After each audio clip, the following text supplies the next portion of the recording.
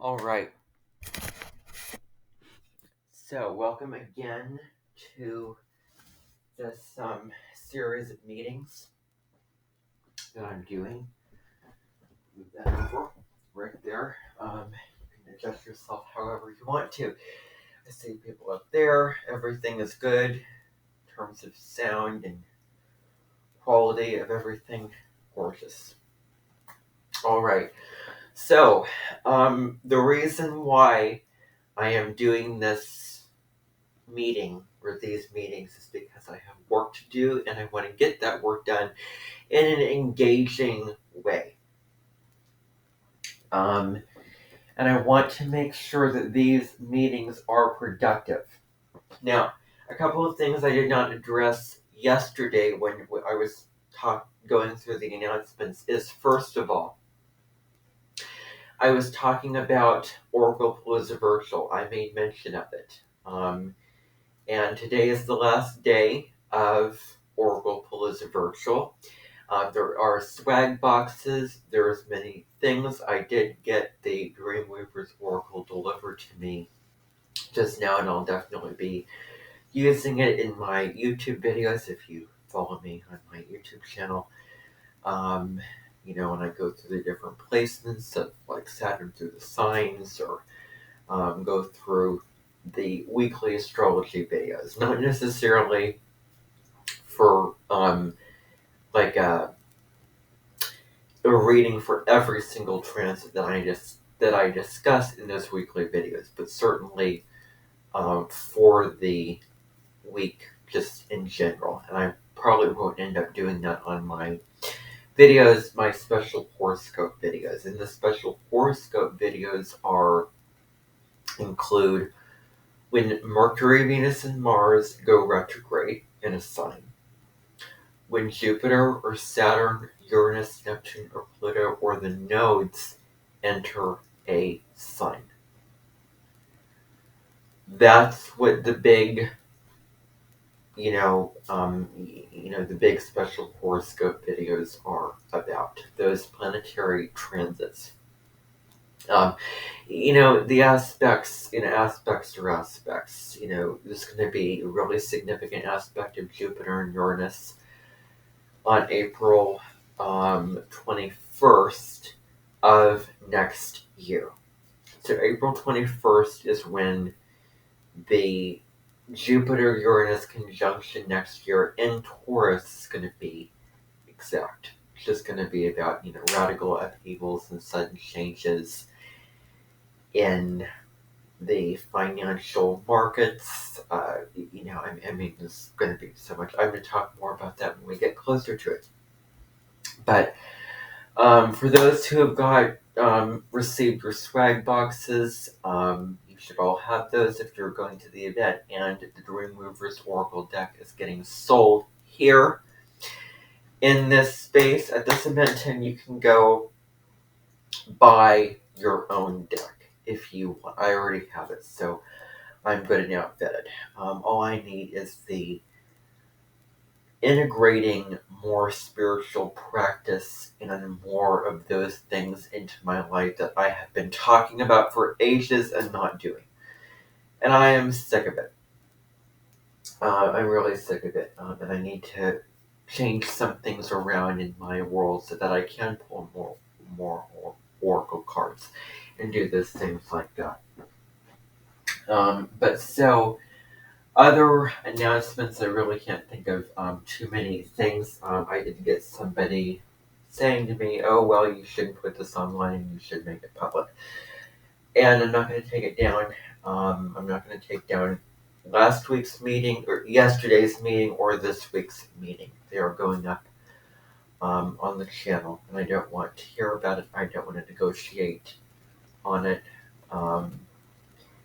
because I really want my mental and emotional, intellectual energy to be out there, not tucked away in a private land where I must filter myself. And I'm done doing that. And this is partially what I enjoy doing here, and I want to share that. I don't want to be private about it. So We are going to be resuming this article. Remember how I said that this would be a super productive live stream? There's a bird on there. Scare it away! There. Okay. I just saw a bird sitting right next to a tree. So, let me pull. I don't need that. Okay. Let me actually pull over the music stand and I'm going to read to you this article. I'm going to do some things that are productive and then I'm going to finish watching a video that I already started. The video is from a YouTube channel called Owning Authenticity with Carly. She is speaking about projection in terms of the transit that we are moving through right now, which is the South Node in Libra and the North Node in Aries, which started back in July and it's going to last until January 11th of 2025. So that is that. And I have a video on that transit if you want to go check it out. Now, I'm going to read through this from start to finish, just so that I am fresh in my mind in terms of what I need to do, which is only read this kind of thing. I'm going to be real and raw, and I'm going to own my authenticity when I say that there are, the things that I make time for, apart from all of what I'm dealing with the obsessive compulsive stuff that I'm dealing with, those things that I make time for, I do a lot to make time for those things, and they really need to be worth it. And at this point in my life, what I have time for, like real time for, is things that are spiritual and meaningful and valuable to me.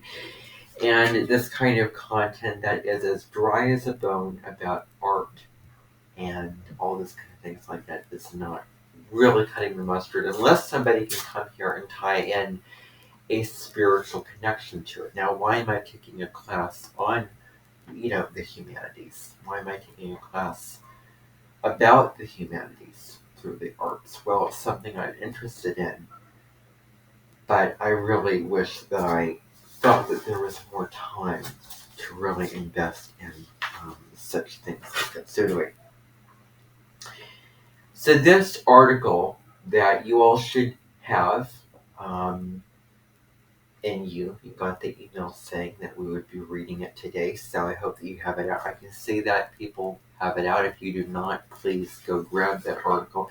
I'm just going to wait about 2 minutes while everyone's grabbing that article, and then I'm going to just start playing a little bit while people are grabbing that article. So at 2:25 p.m. everyone should have the article.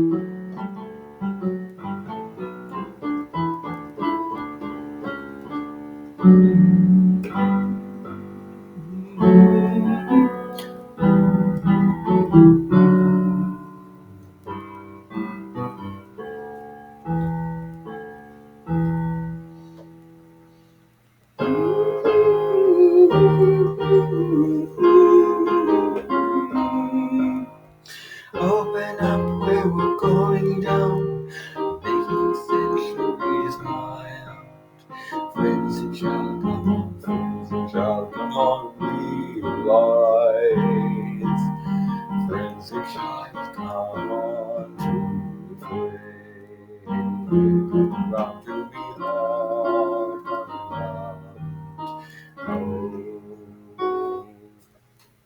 Alright, so I would indulge. Oh, okay.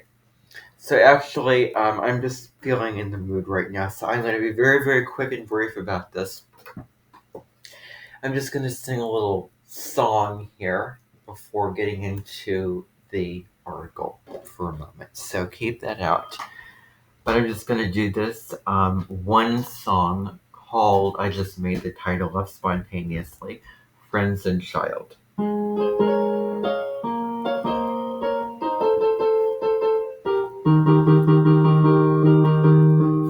and child and friends and child and making it all turn out alright. Inside could feel good for the moment, lasting hard again, making the sound come in sin.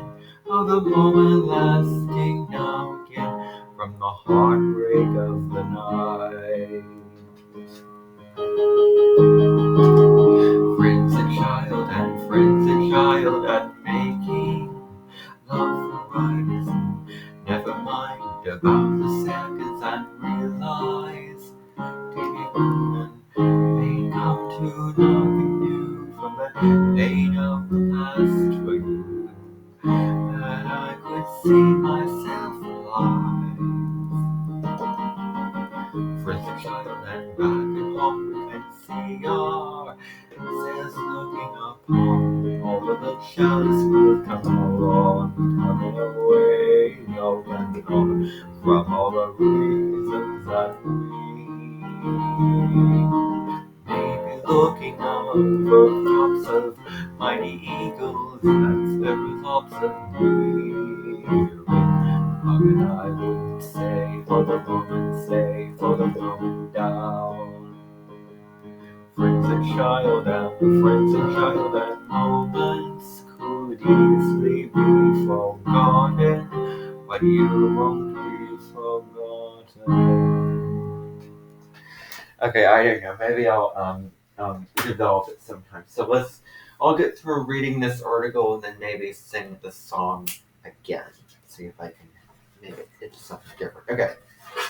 So No Museum Left Behind is the name of the article.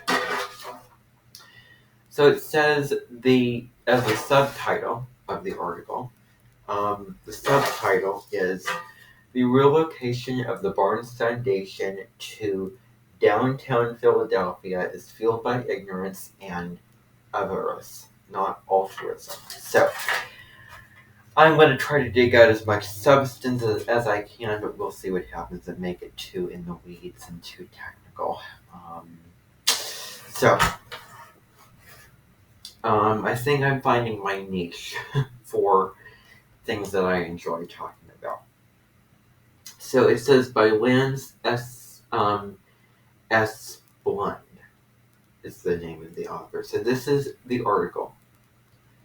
Marin, Pennsylvania, moving through the Barnes Foundation, you feel immersed in a complete work of art, as you do when deep in the naive of a Gothic cathedral. The Barnes seem wonderfully timeless and out of place. The world and the works of art are in sync. Mature trees can be viewed through all windows, the arcs of their branches echoing pictures, arabesques. The only sounds are of the occasional bird outside, the measured movements of a handful of visitors, the creak of old parquet beneath your feet. Artworks flirt and flit. Parts of paintings, like flashes of jewels or glimpses of flesh, pull and have you from one to the next. No matter how much you know about the Barnes Foundation, no matter how often you've been told that it houses the most important collection of Impressionist, Post-Impressionist, and early modern art in the world, nothing especially too deceptively and small scale prepares you for the experience inside the museum. First, there is the artwork itself. The catalog is staggering. Albert Barnes acquired old master paintings by Canaletto, Goya, Hall's El Greco Titian Tatian and Veronese, and important examples of ancient Egyptian, Greco-Roman, medieval, Native American, African, Near Eastern, Middle Eastern, and Far Eastern art. Then there is the collection of modern European works, one of the largest in existence. It includes pictures by Chagall de Chirico, Damiar, Duffy, Gauguin, Klee, Marquette, Miro, Pissarro, Hovis de Chavannes, Redon, Rosault, Sigmat, and Sisley. Barnes brought 11 works by Degas, even 7 by Van Gogh, 6 by Seurat, 4 Manets, and 4 Monets. He purchased 18 Rosés and 46 Picassos. Barnes acquired 21 pictures by Soutine, whom he discovered, and it is no exaggeration to say that if you have not been to the Barnes, you have not seen Matisse, Cézanne, or especially Renoir. The collection holds 59 Matisses, 69 Cézannes, and a definitive 181 Renoirs. Barnes loved Renard's miraculous late news, paintings whose rotund volumes and luminous flesh are so erotically charged as those of Rubens and Titian, or Titian. And at the Barnes Foundation, where Rubens is stationed next to Renard, who is in earshot of Matisse, Titian, and Bonnard, such comparisons are self-evident. Yet the magnificence of the foundation is much greater than the sum of its masterpieces. The installation puts the nature and language, the very life of art, above any simple work. Packed wall to wall, the collection is hung cell and style, without regard for the trappings of isms, periods, or styles. Barnes, who oversaw every detail of the museum's creation, intermixed the past with the present, and organized pictures and objects visually and thematically into his symbols. He created an environment that erased the business as usual distinction between classical and primitive, ancient and modern, among applied, decorative in the arts. Paintings, drawings, and prints elbow one another as if to stand out from the crowd. And they are surrounded by other captivating objects including ironwork, textiles, powder, pottery, African masks, Navajo rugs, toy cars, jewelry, medieval carvings, illustrated manuscripts, early American furniture, and American folk art. Yet another of Barnes' pioneering enthusiasts. So, I just want to pause for a moment. We are about 20 minutes in already. So, looking at that first painting on that first page, it's called Henri Matisse Seated Riffian, 1912. So it kind of looks like the seated Riffian is sitting in a kind of Buddhist position. If you look at that picture on the very, very first page, he looks like he is sitting in that position because he's sitting down. His legs are crossed, his arms are in his lap, and he is probably meditating and contemplating something very, very spiritually profound. There we go. That's a spiritual connection right there. Onyadic and Yale. So he's sitting there, and Henri Matisse's paintings are very, very colorful, and also there's a simplicity to the paintings. What might he be sitting on? Almost like there's like a waterbed of tomatoes that just kind of came up, on his ankles because of that red piece of what he is sitting on. So he's sitting down, and then you can see his legs. Maybe it's like a table, like some tables. Because if you look at the image, I'm just going to show you. If you look at the image, it looks like one of those tables where you can see your reflection in, like the mirror of the table. And so it's almost as if he is sitting amongst like a modern red table where you can see your reflection in it, and it is reflecting back to us his legs. So that's also something. And if you also look, he's wearing a kind of robe, so he might be in a monastery, or he might be in as a someone practicing Buddhism or something like that, a monk probably. Because the other thing is that if you look at the background, it is Henry Matisse's sort of version of the Force. So I think that he is really painting a picture of the Buddha.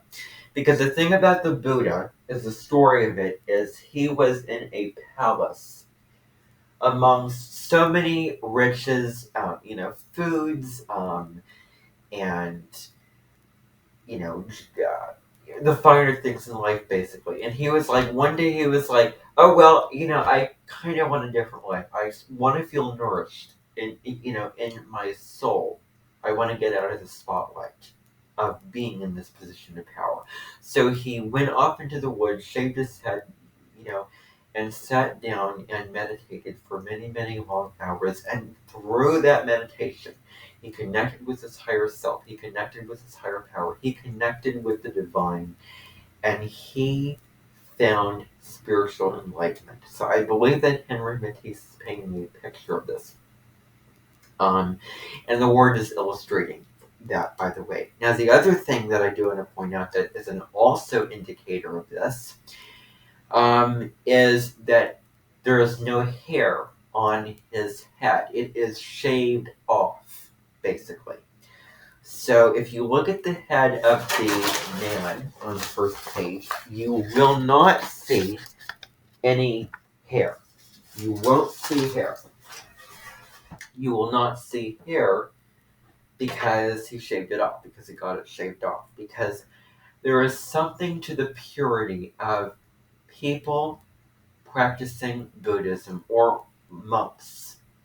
Something to that purity. The aim is to find purity and to live a life of purity, and that involves making a lot of sacrifices like that. So, moving on to the next page, I'm going to read through the page and then sort of discuss this artwork. Now, on the next page, you can see the painting that I was just describing. Well, I was giving my interpretation to it.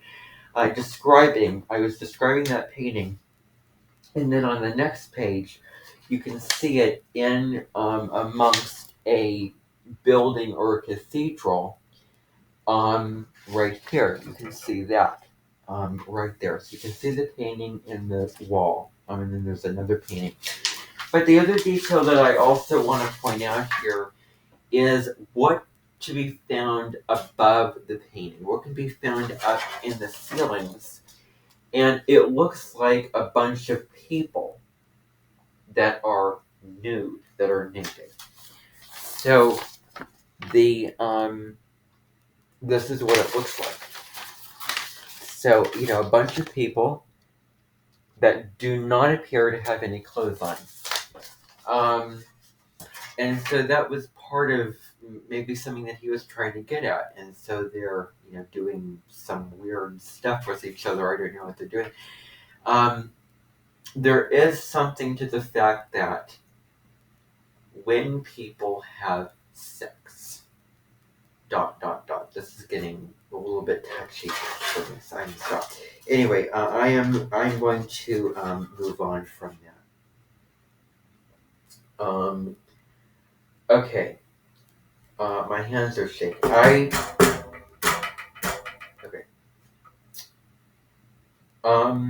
Here In this living museum, where plastic formal values are made paramount, nothing is supplemented or taken for granted. Everything is in chorus and plays its part. Albert Coombs Barnes believed that the chief value of a democratic society is that it enables every individual the unique opportunity to better himself culturally and spiritually. He thought the key to self-awareness is the study of art, philosophy, music, and literature. Driven by his love of art and ideas, he created a new species of museums. Barnes was not interested in amazing um, an art collection to bolster his ego or to impress his friends. Although he collected a wide array of art and artifacts, he was not interested in creating an encyclopedic or rational collection like that of the Finnebergian Metropolitan Museum of Art. And although he was a passionate advocate of the European avant-garde, Barnes wrote extensive critical monographs on Renoir, Cézanne, and Maurice. He was not primarily concerned, as with the Museum of Modern Art, founded in 1929, with introducing that group of artists to the American public. Barnes' interest was in the living nature of artworks. He set up dialogues among works of various periods and diverse styles to emphasize similarities where most museums emphasize the distinctions. Barnes understood that the ancient Greeks, Titian, Rubens, Renoir, and Matisse, far from disconnected, are links in the chain. Barnes wanted people to appreciate how artists think, how artists are inspired, how art furthers art. He strove to emphasize a work's sublime as opposed to its mimetic values. In his writings, he compared learning to see to learning a foreign language and stressed that thought through the art, through the act of developing our senses, our perceptions are heightened and our lives made richer. Vision and intelligence, Barnes wrote, are co-implicative. Neither is possible without the other, and all growth involves their interaction. So this general principle furnishes us with the clue to aesthetic education. We perceive only what we have learned to look for, both in life and in art. To appreciate a painting, we must reconstruct the artist's experience. So far we are able, in ourselves, to see as the artist sees in an accomplishment to which there is no shortcut, which cannot be acquired by any major formula or trick. It requires not only the best energies of which we are capable, but a methodical direction of those energies based upon scientific understanding of the meaning of art and in its relation to human nature. The artist illuminates the objective world for us, exactly as does the scientist, different as the terms are in which he in envisages it. Art is as little as a plaything, a matter of caprice or uncontrolled subjectivity as is physics or chemistry. So how many pages are left of this? Okay, to this end, Barnes created an environment where aesthetic values override all others, where viewers are encouraged to make visual connections to discover that a Matisse or Picasso could have walked directly off of a Greek vase, that Van Gogh's inanimate frontality, his volumetric figures held within flat planes of yellow, is no different from that of a Byzantine Madonna, held within planes of flat gold lace. That, moreover, Van Gogh's nervous, swirling line and compartmentalized spaces are equally related to early Netherlandish painting. Japanese prints and impressionists. That art, like human nature, is not linear but cyclical. Barnes wanted to empower people to experience art, and by extension, life, as its most profound levels in 1930. When Matisse first visited the foundation, he wrote in his notebook that it was the only sane place to view art in America. That same year, he remarked in an interview, then stepped past Victor's steps. But Matisse was overly optimistic. The Barnes Foundation never influenced other museums and remained a completely unique institution, immune from the post-war homogenization of the American museum establishment. Over the years, though, it became a target of that establishment, which coveted the art that Barnes had acquired long before it became fashionable. Now, after years of litigation, Albert Barnes's intentions have been subverted and his will broken, and the Barnes Foundation is scheduled to be moved. Galleries have already been closed, ground broken, pictures created. The thousands of artworks are all being uprooted from their home in Mexico, Pennsylvania, Marion, Pennsylvania, a leafy suburb 20 minutes from downtown Philadelphia, and transplanted to the mall of the Benjamin Franklin Parkway next to the Philadelphia Museum. Advocates claim the relocation is being done in the name of progress, conversation, civic responsibility, and convenience. It all sounds benign enough if you fail to consider that the Barnes Foundation, unlike almost every other museum in the world, is a rooted organism. Yes, the artworks will arrive in Philadelphia, but the museum, the experience of its art, will be irreversibly maimed.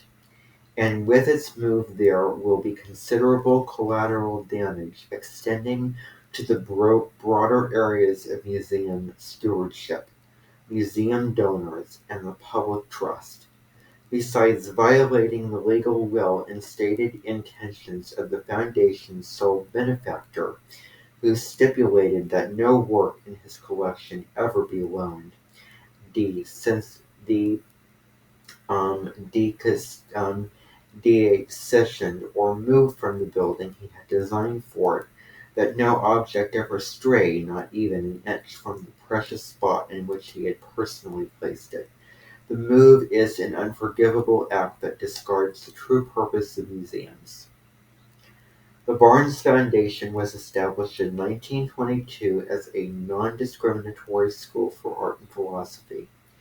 Its two-story Renaissance-style building was completed in 1925 and ensconced in a 12-acre arboretum, sits deep within a sloping yard behind a wrought iron fence, surrounded by lilac groves, formal rows, and perennial gardens, and one of the finest collections of ferns and rare trees in America, designed by Paul Philippe Cret. The building is itself a distinguished work of art. Barnes had commissioned Jacques Lipchitz to, or whatever, however you pronounce the shiz, yeah, I really don't know, to carve 8 sculptures and use them for the museum's exterior. Infield pottery and tile works fabricated the entrance to Barnes' specifications, incorporating motifs from works in his African art collection, while other museums were displaying African tribal objects as ethnographic artifacts. Barnes, like Braque and Picasso, recognized their aesthetic value. The entrance is an eclectic interplay of neoclassicism, primitivism, and modernism. Doric columns, arts and crafts, ceramics, and African-inspired and modern sculpture the last Barnes well understood in depth to the former intermingle. You know immediately you are entering a world where hierarchies and cultural identities dissolve, and where art, no matter when or where it was made, is in concert.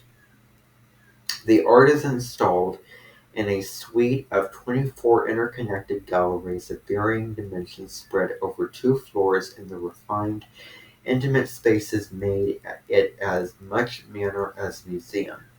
Picture by picture, room by room, juxtaposition by juxtaposition, you get to know what Barnes was trying to convey about the nature of art. Though sequentially numbered, the galleries are in no discernible order, and there are no distracting wall labels.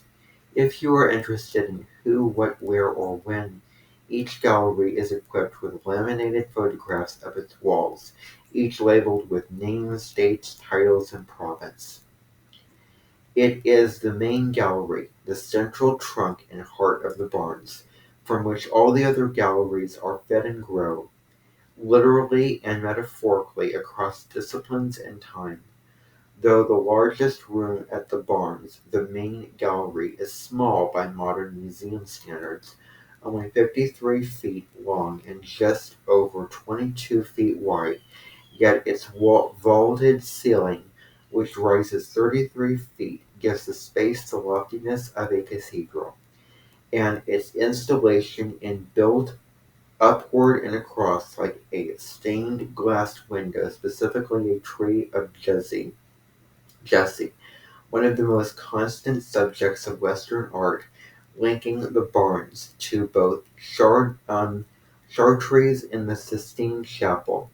Barnes envisioned the museum as a family album, in which artworks relate to one another like sisters, brothers, and cousins. Familial resemblances are emphasized, without ever detracting from the individual work of art. Barnes understood that artists are inspired by numerous impressions from disparate sources. In his museum, one does not receive a lesson in art history, rather, one joins into a meditation on art. Entering the main gallery, you are confronted with pivotal paintings by the two pillars of 20th century art. A Rose period Picasso composition, The Peasants, 1906, hangs between the windows to your right. In soft pinks, powder blues, and warm grays, it alerts us to the pre-dawn of Cubism. Its faceted figure grouping of oxen, a girl, and a man with a basket of flowers on his head feels like a bas relief. These are not just peasants, but as much Greek god and goddess struggling through the plain as a single organism. Um, Strutting through the plain as a single organism. Near the Picasso, between the window to your left, hangs a Moroccan period Maurice, seated Riffon, 1912, nearly abstract in dazzling, saturated hues. The painting's jeweled light colors and the figure's majestic pose equally suggest a precious gem in the portrait of a king. The painting's transparent light-filled curtains and vertically striped planes, resembling the mullions, curtains, and glass of its neighboring windows, appear to punctuate the architecture of the main gallery. The Matisse and Picasso, changing peasants into deities, ruffians into royalty, and walls into windows, attest not only to the transformative power of painting, but to the transformative power of this museum. Above the two paintings, as if anchored by and unfurled from those below, is Matisse's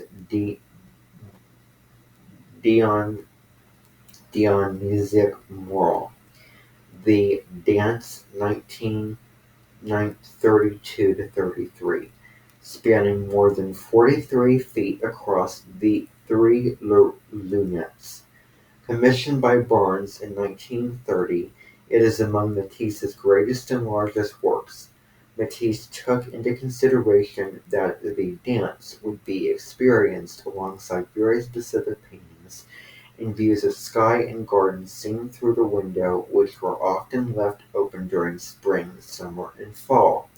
The painter allowed nature's greens to complement painted pink, for blue sky to speak to sky blue, and for the dance, as graphic and bold as it is, to blend with spring's rapture and the blaze of fall foliage.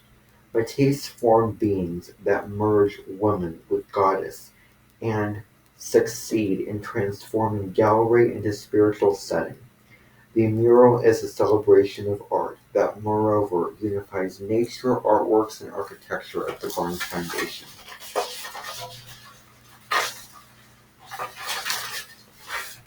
This goes on, this goes on, this goes on, this goes on. I'm tired. Oh, this is getting very, very exhausting to do. But I promised myself that I'm going to get through all the things I need to get through here on today's session. So, I'm going to take a little break, and then I'm going to come back to it.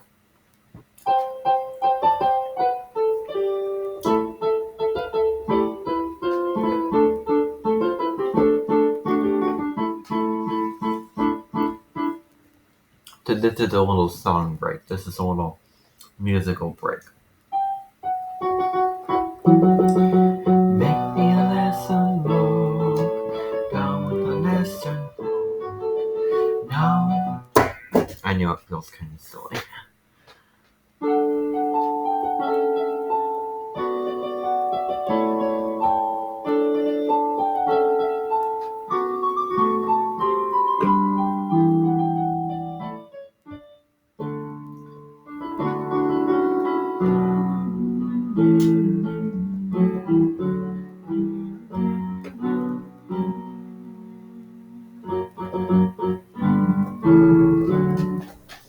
Okay.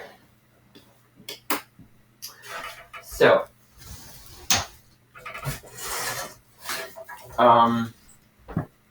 let me just continue on here through this article.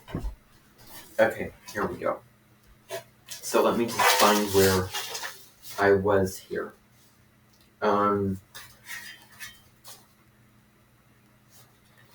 So it says, continuing on, I am on page number,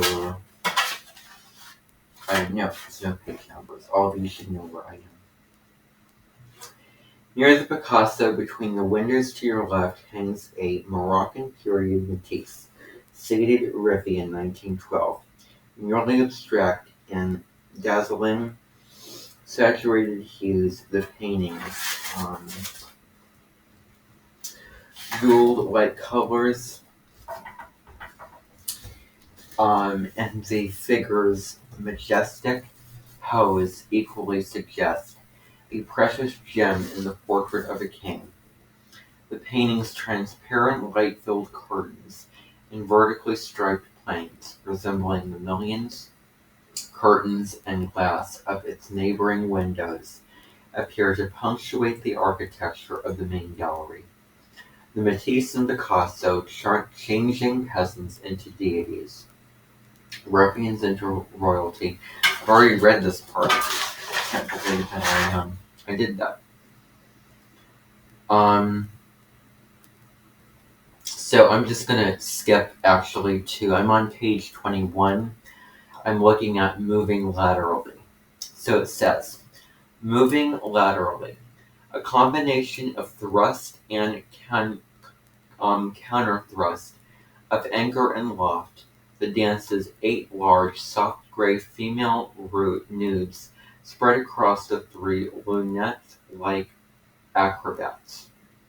The nudes appear to billow and bulge within the vaulted arcs of the architecture. They are goddesses,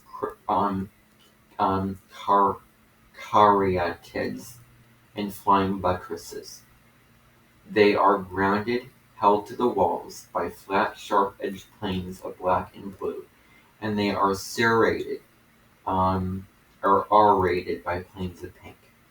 The nudes swell into ecstatic volumes and tumble through the arcs across the upper wall, opening the architecture and penetrating the dome of the ceiling. It is as if they have fallen from the sky and been caught in the gallery's net. They are the soul of the Barnes collection and the engine that animates the whole installation.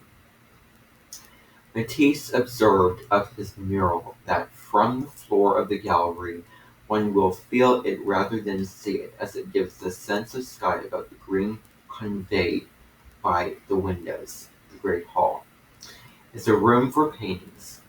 To treat my decoration like another picture would be out of place. My aim has been to translate paint into architecture, to make of the fresco the equivalent of stone. Barnes too had given Matisse complete freedom to paint the lunettes however he desired. At once knew the significance of the dance. One would call the place a cathedral now, he told Matisse after the mural was installed. Your painting is like the rose window. Matisse agreed and added that the dance is like a song that mounts to the vaulted roof. Facing the dance are 11 paintings by Cézanne and 22 by Renoir, mostly the latter's pearlescent late nudes, as soft as feathers, as iridescent as gems, as weighty as great oaks, crowning a dozen paintings on the east wall, including a Tintoretto, a Corot, and a work attributed to Chardin, is Cézanne's monumental large banners. This painting, summoning equally the Pantheon and Poussin, is somewhere between procession and pastoral. Its 8 luminous female nudes, an animated and restless frise, bathe and towel themselves in a dappled blue and green shaded glade, looking back and forth between the frieze of 8 figures in large bathers and the frieze of 8 above in Matisse's The Dance. It is nearly impossible not to feel that the bathers and the dancers are related, implying before and after immersion and anticipation, rest and flight. The connections are ever apparent. Corot, Courbet, Impressionism, and Cézanne freed Matisse and Picasso to reinvent the art of the 19th century for the 20th century. But modernism's roots, Barnes understands, go much deeper. As a beginning painter, Matisse made his first copies in the Louvre of Chardin, and as Barnes himself wrote, Picasso's composition, The Peasants, was a reinvention of El Greco's faceted, fractured space. That El Greco was a spur to Cubism. Renoir brings us full circle. Though initially seduced by Impressionism's miraculous pyrotechnics, Renoir eventually saw it as a blind alley. He sought to reinvent Impressionism's atomized light with the structure and geometry of the old masters. Looking back, specifically to Rubens, Renoir opened the doors for Cézanne's own return, though Poussin to the cube, the cone, and the sphere, the building blocks of Cubism, which shattered Renaissance space and led to modern abstraction. Renoir, although he was too grounded in his love of the female form to become an abstract artist, sympathized with the aims of Kandinsky. Renoir too dreamed of dispensing completely with the world of things in his pictures. He relished the complete freedom of abstraction, and he understood his role as well as that of Picasso and Matisse. respectively in the movement toward non-objective painting. But Renoir recognized also that the fruits of abstract art belong to the next generation. Late in Renoir's life, Matisse visited him. In all truthfulness, Renoir told the younger painter, "I don't like what you do. It's almost like to say that you are not a good painter, or even that you are a very bad painter. But one thing prevents me from doing this. When you put black on the canvas, it stays in its place. So in spite of my feeling, I think that you are most surely a painter." Barnes' installation, especially his pairings of Matisse with Renoir and Seurat with Cézanne, acknowledge and reiterates the language and interconnectedness of art, the links between Renoir and Rubens, Matisse, and Pinard, Picasso, and El Greco. How long is this?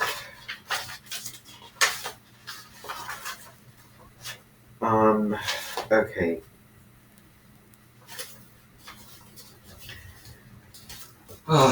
On the other hand, the West Wall among art assembles a smaller work by Cézanne, Covert, and Rousseau, two further monumental paintings. Cézanne's card Players 1890 to 92, and hanging directly above it, Seurat's large models. Together they demonstrate how specific pictures appear to have been made in answer to one another, as if in a magical world of call and response, and set in motion an idea that radiates throughout the whole of the collection. Barnes lays out the story of modernism here. He reminds us that Seurat's pointillist neoclassical haze, Renoir's love of mass, shimmer, and curve, Chardin's plain-spoken volumes, Cézanne's fractured through solid geometries, Picasso's raptured plane, and Matisse's spare, buoyant eroticism are all interconnected and interdependent. The Card Players depicts three men at a table while a man and a child face us and observe the game. It combines multiple genres. The picture's tablecloth is both still life and landscape. The figure grouping, like a mountain, evokes Cézanne's paintings of Mont Saint Victoire, and the wall holds its place, yet opens into sky-like airiness, and the whole alleviates the card game to the level of history painting. Cézanne is the father of modern art, and as at the Barnes, he is repeatedly given pride of place. More viscerally than any other modern painter, Cézanne got at the existential nature of seeing. He refused to ground us in a single fixed viewpoint, instead exploring relationships, relativity, and the act of seeing, of changing focus and location as much as he explored the objects he depicted. In the Card Players, Cézanne continually moves our point of view in depth of field, creating shifting spatial pockets that force viewers to bounce constantly from location to location, from viewpoint to viewpoint. Cézanne breaks down forms into tessellating, anxious geometries. Geometries, yes. The building blocks of pictures. His works link the shivering, fiery contours of Renoir and the twinkling pointillism of Seurat to the planar, faceting, and pared-down geometry of Cubism. Like Seurat, Cézanne got solid from one step to abstract flight. Seurat's models pay homage to the nature of picture-making, a bountiful theme taken up by artists as diverse as Delacroix, Vernier, Braque, Klee, and Balthus. Seurat depicted three nude models in a studio interior. On the left of the painting, leaning against the studio wall and providing backdrop and window, and Surratt's now famous landscape a Sunday afternoon on the island of La Grande Toot, whatever that is. Cluttering the studio are parasols, clothes, and still life objects, props recognizable from many Surratt paintings. The central model is life-size. She faces viewers and with a tilt of her head seems to contemplate us as much as we contemplate her. The other two models flanking her are seated, one adjusting her stocking is in profile. The third has her back to us, bridging landscape and interior. She actually leans into the space of La Grande Fate. Together they suggest that the three graces, another ageless theme, often engaged, but also an artist pondering the same model in the separate states of poising, dressing, and undressing. The standing maid is the muse of the main gallery at the Barnes. She links picture, subject, and viewer.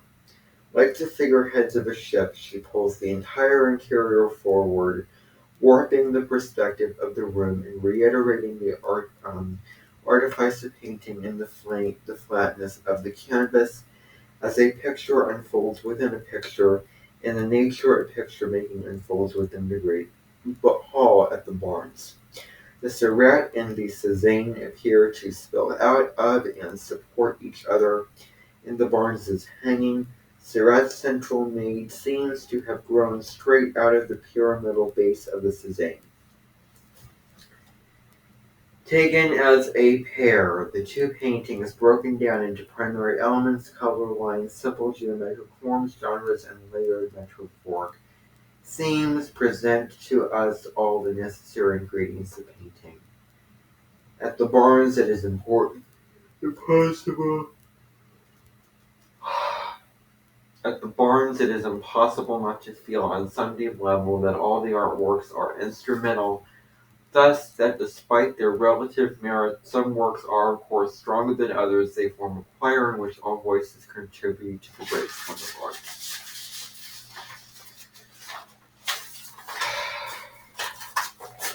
You have to push yourself to do things in life. You can't just expect yourself to feel like doing them. Okay, a medieval doctor and chemist, Albert Barnes, made a furniture marketing argiggle a breakthrough anesthetic drug. At the beginning of the 20th century, he began collecting modern European paintings, works that very few people then acknowledged as art. Initially, he sent his friend and former classmate, the painter William Gakins, to Europe to buy pictures for him. In time, empowered by his newfound love of modern painting, he went on his own buying sprees at galleries and auction houses. Barnes frequently traveled to Europe, where he got to know Leo and Gertrude Stein, who introduced him to Picasso. He avidly collected Matisse, Cezanne, and Picasso long before the scandalous 1913 Armory show introduced the European avant-garde to the United States and caused these artists to be branded charlatans and degenerates. Barnes had been inspired by the ideas of William James and John Dewey, whose lectures on scientific education Barnes attended at Columbia University in 1918. Barnes and Dewey became friends who shared and furthered each other's ideas and philosophies. Dewey stressed the importance of learning by doing and of education as a means of investigation and inquiry. Education did not, as Dewey's estimation, amount to the acquisition of facts, but to the strengthening of one's perceptive and cognitive skills. Barnes applied Dewey's methods to looking at art, a study of which was grounded not in theory but in everyday experience. Dewey, in turn, learned from Barnes how to look at art, both ancient and modern, and was applying Barnes' perceptions when he developed a philosophy he put forth in Art as Experience, a book dedicated to Barnes. Dewey held that aesthetic experience and life experience are inseparable and cultivate one another. Okay. This is getting very, very long. Very long monotonous. I can't do this.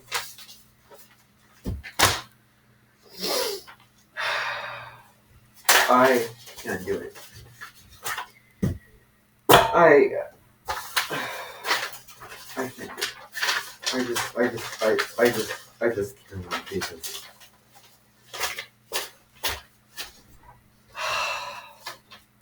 I can't do it. I am exhausted. I am exhausted.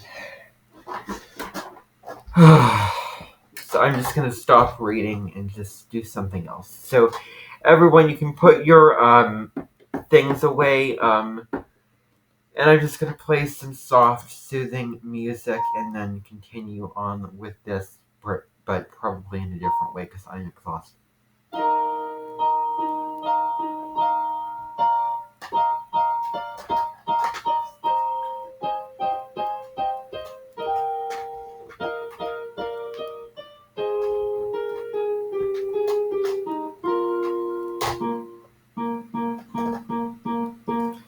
That reminds me of a song.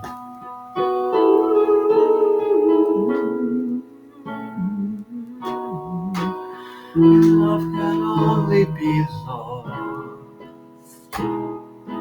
When love can only be gained. You feel that things will change. You want them to stay the same forevermore. You know right. Oh, oh, oh, oh, oh,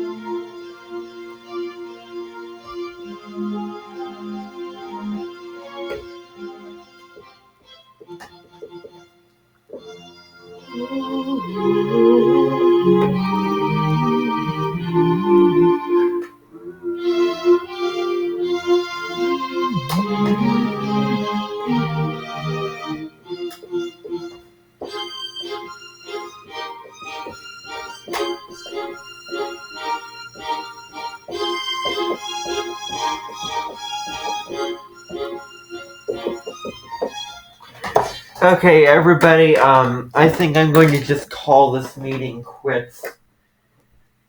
You can find this meeting on my channel. It will be published there. Oh, I just can't do this anymore. I can't do this anymore. I have given my mental energy into this, and it's not working. I'm totally exhausted. It is like nails on a chalkboard for you and nails on a chalkboard for me to read this out loud. Oh, I just don't like doing this. I can't do it anymore. I'm done. I am done. I have enough on my mental plate right now to deal with. So anyway, that's all for this meeting, everybody. Thank you for coming in and listening to me read a very boring and dry, meaningless article to you. So, bye.